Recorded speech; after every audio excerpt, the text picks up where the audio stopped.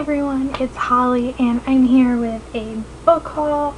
I know I said, or I'm pretty sure I said last month that I wasn't planning on doing one, but I have 4 physical books and 2 ebooks and I figured that was enough to haul. So first we'll talk about the 2 ebooks really quick.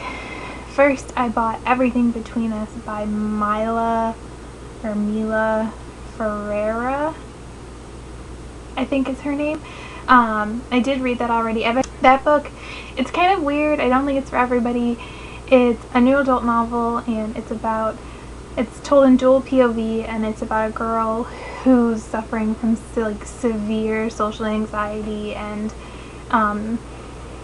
agoraphobia. She refuses to leave the house. She's quit college and her parents don't understand, and her mom ends up paying an artist to try and therapeutically help her with art, I guess, but her mom is also sleeping with the artist, which is why I say I don't think it's for everyone. I don't think everyone could get over the whole he slept with her mom thing, but I feel like it works personally. But it's a nice new adult and it's my first by that author, but I would check her out again. And then I got Maybe Not by Colleen Hoover, which just came out a couple days ago, and that's a novella that follows Warren and Bridget, I guess, but mostly Warren, who's a character from Maybe Someday by Colleen Hoover. And this is kind of like a surprise release, and yeah, I don't know. You could read it as a standalone, but I would suggest reading Maybe Someday. So actually at the end of last month I had gone to a local bargain store and ended up buying Starcurse by Jessica Spotswood because they had it for $1.99. All of the the dust jackets had some sort of damage to them or something. In retrospect, I think I should have taken one with damaged on the front because this one has a lot of discoloration on the spine, but whatever. So I got this because my copy of Born Wicked, even though it's a pretty cover and not ugly like this one, is hardcover, so at least they'll match it that way. But this is the second book in the Cahill Witch Chronicles, a trilogy about kind of an alternative history of the world really, but mostly the US, and witches are real, and it takes place at the turn of the century, into the 20th century, and you're following Kate and her 2 sisters, and they're kind of wrapped up in this witchy versus religion-y kind of craziness. And I really liked Born Wicked, and I really want to read the rest of these. And then the other YA book, which I'm actually reading this one right now, is My True Love Gave to Me, which is by a crap ton of authors, but it's edited by Stephanie Perkins, and it's an anthology. And I first heard about this from Allie Carter, who has a story in here because I'm a pretty big Allie Carter fan, and it's just an anthology of a bunch of different holiday themed stories, I guess. I'm assuming they all have love in them. I've only read 3, and I guess all 3 had love in them, but I feel like some of them are a little... But it is an adorable cover, and it's that textured, smoothie kind of cover, which I love. And each of these are on the ice rink are the different couples. And then I got 2 romance novels. The first one is A Lady Awakened by Cecilia Grant. Even though I feel like the font that they used, it looks like the awakened says amakened. Seriously. That looks like an M or an N to me, not a W. A book I bought because I was listening to old episodes of the DBSA podcast, and they had talked about this when it first came out, and just raved. Both Jane and Sarah raved about it, and they very rarely agree on a book, so of course I was gotta pick it up. This is about a woman named Martha, and her husband dies, and the guy that's going to inherit the estate is kind of a complete douche, or from what she's heard, he raped at least 2 maids when he used to live there, and they got pregnant, or at least one of them did, or I don't know, and they were cast out because of all of that, and a lot of people are afraid of him.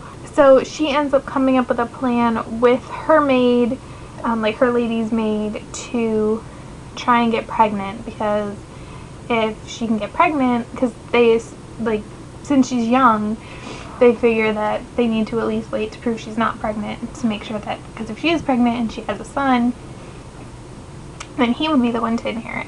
So she ends up asking this guy that comes into town, because he lives like on the next estate over, if he'd be willing to sleep with her, and she will pay him, and they're gonna have sex every day for a month. Try and get her knocked up, basically. And that's what happens. They do it every day. And, but as they're doing this, they're getting to know each other, and they start talking and, just learning a lot from each other, and it's definitely different. I feel like it is a different book from a lot of traditional romances. This isn't a review, so I won't go too much. But I did read this, and I will talk more about it in my wrap-up. And then the last book is, okay, this is the last book in a series by Sarah MacLean. It's a historical romance series. It's the Rules for Scoundrels series. If you have not read that series, but you want to read that series, I highly suggest not even looking at the cover for this book, because the cover is a spoiler, and just turning off this video right now. But I highly doubt any of you really care. But in my opinion, I was spoiled. I felt like that ruined it for me just a little bit. So as a warning, just so you know. Okay, so then I bought, this is a new release. It just came out this week, and that is Never Judge a Lady by Sarah MacLean. And like I said, this is the last book in the Rule of Scoundrels series. And I've read the whole series. I really like this series, and this is like the book we've been waiting for. So if you don't read these and you don't care about being spoiled, even though the cover is kind of a spoiler itself, basically what the series is about 4 owners in a gambling club, and each book is about one of the owners. And throughout the first 3 books, you're constantly learning and hearing and seeing about this mysterious owner named Chase. And then in book 3, bomb gets dropped that Chase is actually a woman. So this is Chase's book, and so she wears pants on the cover. Oh my god, I can't even, she's wearing pants. I mean, they have her in a dress in the step back, but she's wearing pants, and it's actually not that often I feel like you have blonde heroes and blonde heroines. She dresses like a man at the club, but she also does go out in society as a woman, and so it's like navigating those 2 worlds, and we've only ever seen her really as Chase, like the male version. All of the other guys know she's a girl and all of that, and I'm pretty sure she does show up as a girl in the other books, at least in the 3rd one. There's a point in that book where, I don't know why I'm going off on a tangent like this, where the heroine in that story is at the club, and another woman approaches her and starts talking to her, and I'm pretty sure that's Chase. Like, if you've read any of these and want to talk about them at all, let me know. Thanks for watching. Bye.